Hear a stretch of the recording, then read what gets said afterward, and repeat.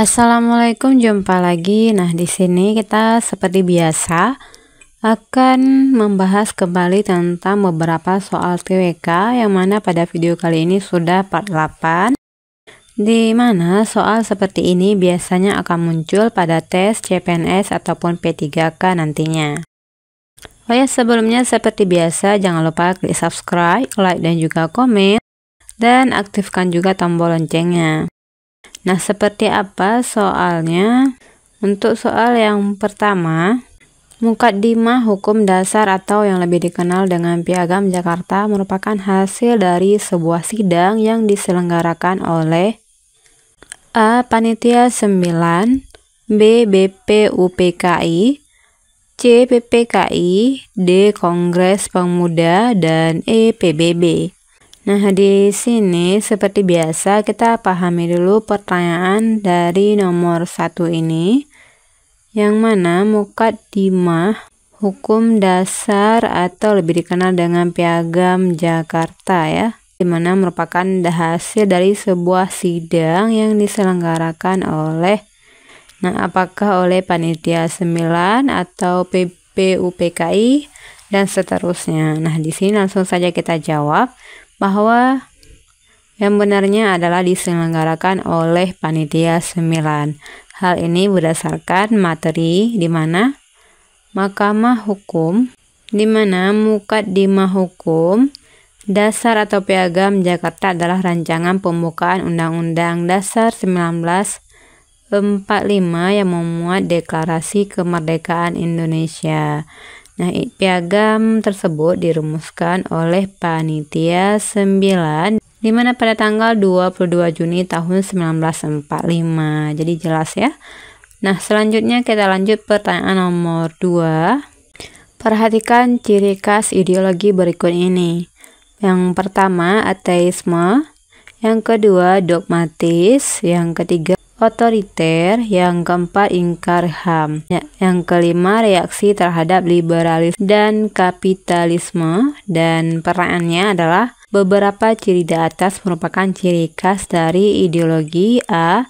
Sosialisme, B. Komunisme, C. Liberal, D. Fasisme, dan E. Pancasila. Nah, di sini pertanyaannya mengacu pada ciri khas ideologi yang mana yang berkaitan dengan ideologi yang memiliki ciri khas seperti berikut. Nah, untuk ateisme ini biasanya kita dipahami bahwa paham yang tidak mengakui adanya Tuhan. Kemudian sementara dogmatis adalah apa yang menurut seorang itu benar. Oke, kemudian kita cek juga pemahaman tentang otoriter, ialah berkaitan dengan berkuasa sendiri atau semena-mena. Kemudian terlebih lagi dengan ingkar HAM, berarti ingkar HAM ini tidak mematuhi peraturan HAM ya, tidak mematuhi HAM. Nah, di sini jadi ciri-ciri khas seperti ini masuk ke mana? Apakah sosialisme? Nah, kalau sosialisme ini biasanya sosialisme adalah kegiatan yang mementingkan nilai-nilai sosial. Kemudian jika kita pahami dari beberapa bagian di atas ini, salah satunya adalah berkuasa sendiri semena-mena. Nah, artinya sosialisme tidak masuk dalam ideologi ini ya. Kemudian komunisme. Nah, komunisme biasanya masuk ya, cuman kita juga cek C, D, dan E-nya. Untuk liberal, nah liberal ini dapat kita pahami adalah pandangan falsafah politik dan moral yang didasarkan persetujuan dari pemerintah atau hukum. Nah, ini berkaitan dengan artinya ada aturan HAM ya. Nah, dan di sini hal ini liberal tidak termasuk dari ideologi di atas ya. Kemudian fasisme. Nah, fasisme ini dapat kita pahami adalah ideologi politik yang mengedepankan masa depan bangsa dan merendahkan bangsa lain. Fasisme. Nah, ini juga sama, masih belum masuk. Kemudian yang Pancasila. Untuk Pancasila, nah ini jelas bukan dari paham, bagian dari paham Pancasila. Oleh karena itu, dari A sampai B, jawaban yang benarnya adalah yang B ya, yakni komunisme. Jadi paham di atas yakni paham ateisme, tidak percaya ataupun tidak mengakui Tuhan, inilah bagian komunisme. Kemudian dogmatis, menurutnya itu benar. Kemudian otoriter, berkuasa sendiri, dan ingkar HAM. Nah, semua bagian ini adalah ciri khas dari komunisme. Kemudian kita lanjut pertanyaan nomor 3. Pancasila berasal dari kata panca yang berarti 5 dan sila yang berarti sendia, asas, dasar atau peraturan tingkah laku yang penting dan baik.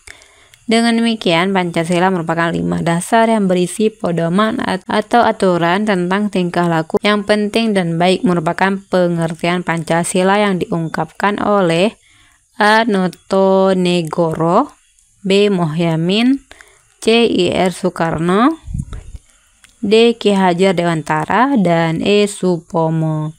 Langsung saja kita jawab bahwa pengertian di atas ini dijelaskan ataupun diungkapkan oleh Mohyamin ataupun jawabannya Rabi. Nah, seperti biasa di sini kita cukupkan sampai 3 pertanyaan dan nantikan terus video selanjutnya. Oh ya, seperti biasa jangan lupa klik subscribe, like, dan juga komen. Assalamualaikum warahmatullahi wabarakatuh.